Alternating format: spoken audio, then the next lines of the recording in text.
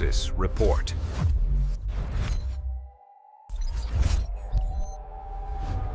"300,000 people just vanished from the power grid. If you are looking for the front line of the war in Europe this morning, don't look at a trench map. Look at the light switch. Welcome to the newsroom. As of 4 a.m. local time, a massive swarm of Ukrainian drones didn't just strike a target. They executed a synchronized kill switch on the energy infrastructure across Russian-controlled territories. We aren't talking about a flickering bulb. We are talking about total systemic blackout. The headlines you're scrolling past right now are calling this a tactical victory for Kiev. They're calling it a bold winter strike. They are missing the point. Because 20 minutes after the lights went out, the Kremlin didn't respond with anti-aircraft fire. They didn't respond with troop movements. They responded with a statement that should make the hair on the back of your neck stand up. Moscow is no longer just threatening consequences. For the first time in this conflict, they have explicitly linked the safety of European nuclear power plants to the stability of their own occupied grid. Do you understand what that means? Translation: if we freeze, you radiate. This is the winter weapon we have been warning you about since October. The logic of the battlefield has shifted from territorial acquisition to infrastructure hostage-taking. Ukraine has realized they cannot win a war of attrition against Russian manpower, so they are dismantling the comfort of the occupation. They are freezing the logistical arteries of the Russian war machine. It is smart, it is brutal, and it is effective. But Russia's countermove is the terrifying variable. By putting the Zaporizhzhia plant and others on the table as pawns in an energy trade, we have left the realm of conventional warfare. We have entered the realm of nuclear blackmail. The mainstream networks are going to show you pictures of the drones. They're going to talk about the technological marvel of the strike. Ignore that. The tech is irrelevant. What matters is the psychology of the escalation. You don't threaten to blow up the chessboard unless you are losing the game. So, the question you need to ask yourself this morning isn't who is winning. The question is, how desperate has the loser become? To understand why this is happening today, January 19th, you have to ignore the politics for a second and look at the thermometer. We are in the dead of winter. Energy demand across the Eurasian continent is peaking. The soft landing narrative that the central bankers and the politicians have been feeding you. It relies entirely on stability. It relies on cheap energy, flowing predictable pipes, keeping the voters warm and the factories running. The Ukrainian command knows this. They know that hitting a substation in July is an annoyance. Hitting a substation in January is a catastrophe. Think about the position of the Russian occupation. They are trying to administer a territory where the population is hostile. The supply lines are frozen, and now the heat is off. When you strip away the propaganda, Russia is fighting a war on two fronts. The Ukrainian army in front of them and the physics of winter all around them. The drone strike wasn't just about cutting power. It was about forcing a dilemma. Russia now has to divert critical military resources to keep the lights on, or risk losing total control of the occupied zones to chaos and freezing temperatures. But here is where the story gets darker. Usually, when a superpower gets squeezed, they leverage their economy. They leverage their diplomats. But Russia has been sanctioned into a corner. They don't have economic levers left to pull. They don't have a trade war they can threaten Europe with anymore. So what is the only ace left in the deck? Fear. Specifically, the fear of a radiological event. This threat against the nuclear plants isn't a sign of strength. It is the scream of a cornered animal. It is the geopolitics of, if I go down, I'm taking the neighborhood with me. And while the eyes of the world are locked on this nuclear staring contest in the East, assuming that this is the only crisis on the map, something arguably more significant is happening behind your back. While Europe is distracted by the threat of freezing, The United States is quietly making a move that could redraw the map of the Western Hemisphere. You think the war for resources is just about gas pipelines in Ukraine? Oh no. The real robbery is happening in the Arctic. And the weapon there isn't a drone, it's a checkbook. Let's talk about Greenland. If you laughed in 2019 when the United States first floated the idea of buying Greenland, you weren't alone. The internet made memes. Copenhagen called it absurd. The world treated it like an eccentricity of a reality TV presidency. But here is the rule of this channel. Ignore the rhetoric. Watch the hands. While you were laughing, the geologists weren't. And neither were the Pentagon strategists. Today, in 2026, the joke is dead. The New York Times is reporting a full-scale trade escalation between Washington, Copenhagen, and Nuuk. The U.S. isn't just asking anymore. They are applying economic torque. Why? Why is the world's largest economy risking a diplomatic rift with a NATO ally over a block of ice with a population smaller than a football stadium? Because they aren't buying the ice. They are buying the periodic table. Let's look at the numbers. Every single piece of technology that defines the 21st century, from the F-35 fighter jet engine to the EV battery in your driveway to the phone you are holding right now, relies on rare earth elements. Here is the terrifying math for the West. China controls approximately 90% of the processing of these elements. If Beijing decides to close the tap tomorrow, the Green Revolution doesn't just stall, it dies. The U.S. defense industry doesn't just slow down, it halts. Enter Greenland, specifically the Kvanefjeld deposit. It is estimated to hold one of the largest undeveloped deposits of rare earth metals on the planet. It is the backup hard drive for Western civilization. But there is a problem. And his name is sovereignty. This is the part the headlines miss. They frame this as US versus Greenland.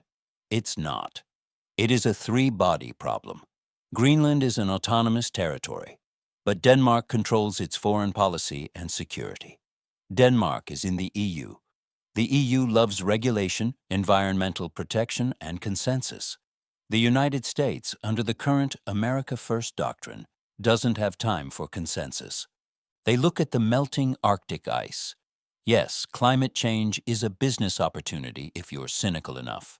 And they see two things: a new shipping lane that bypasses the Panama Canal, a mine that breaks Chinese leverage.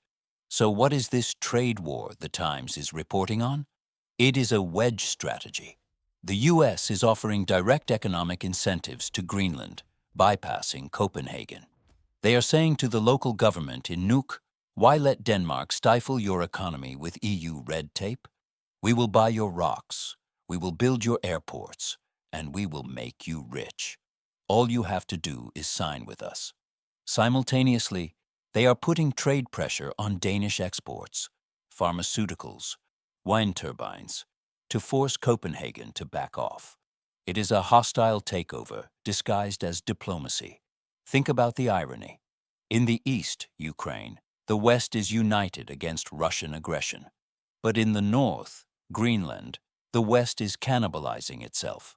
The U.S. is effectively saying to Europe, we will protect you from Putin, but we are taking the family silver as payment. This is the definition of the Thucydides trap, but with a twist. It's not just an established power fearing a rising one, China. It is an established power, the U.S., realizing it has a fatal supply chain flaw and eating its own allies to fix it. The logic is cold, but it is sound. If you are the American president in 2026, you look at that chart and you realize that free trade is a suicide pact if your enemy controls the raw materials. You don't want fair trade, you want secured trade. So, you squeeze Denmark. You seduce Greenland. And you don't care if the Europeans call you a bully, because you know that in 10 years, whoever controls the Kvanefjeld deposit controls the chip market. And while Washington and Copenhagen are fighting over the rights to the future, They are missing the smoke rising from the Middle East. Because while the superpowers are fighting over rocks, the rogue states are quietly moving their paper. We talked about the lights going out in Russia. We talked about the ice melting in Greenland. Now, let's talk about the vaults opening in Tehran.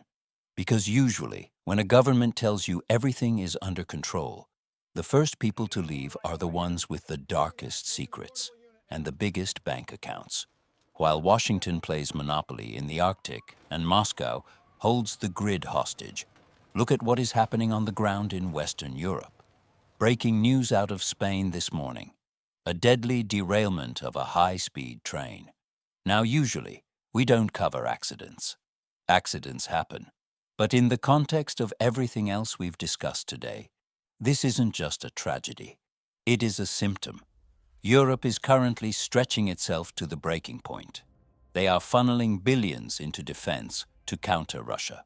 They are spending billions more to subsidize energy prices to keep their voters warm.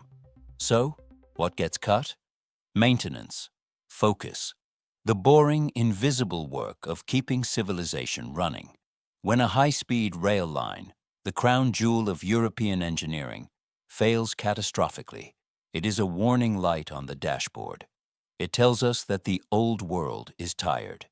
It is distracted. And structurally, it is beginning to crack under the pressure of this multi-front geopolitical war. Anchor. And if Europe's infrastructure is cracking physically, the Middle East is cracking politically. Let's pivot to Iran. Because while the rails are twisting in Spain, the money is moving in Tehran. This week, viral videos of protests against the supreme leader flooded your feed. You saw the anger. You saw the fire. But here is the data point that the algorithms missed. Tens of millions of dollars are quietly exiting Iranian bank accounts. We are seeing reports of Iranian elites, the very inner circle of the regime, moving massive tranches of capital out of the country. Connect the dots with me. In Spain, the system is failing because it is overloaded. In Iran, the system is failing because it is abandoned. A regime that believes it can crush a rebellion invests in riot gear. A regime that believes it is doomed invests in a condo in Toronto or Dubai. This is the ripple effect. We are watching the simultaneous erosion of stability across the board. The protected zone, Europe, is suffering from neglect because of the war. The conflict zone, Russia/Ukraine, is weaponizing basic needs. And the rogue zone, Iran, is seeing a wholesale liquidation of confidence by its own leaders. The global system isn't just under pressure. It is sorting itself into those who can hold their ground and those who are looking for the exit. In Spain, the exit was a derailment. In Iran, the exit is a wire transfer. The question is, when the systems break, who pays the price? Pause. You do. So where does this leave us? If you step back from the noise, the signal from today's data is terrifyingly clear. Sovereignty is for sale. Whether it's the US trying to buy Greenland's foreign policy, or Russia trying to trade nuclear safety for grid stability, or Iranian elites trying to buy their own safety abroad. Everything has a price tag this morning. We are no longer living in a world of international law. We are living in a world of leverage. So, here is my forecast for the next 48 hours. Don't watch the press conferences. Watch the Danish krone and European natural gas futures. If the US pressure on Greenland works, you are going to see a fracture in European unity. Denmark will have to choose between its EU partners and its American security guarantor. And if Russia's nuclear threat is real, gas prices are going to price in a risk premium that will make your heating bill next month look like a mortgage payment. The question, I want you to answer this in the comments and be honest.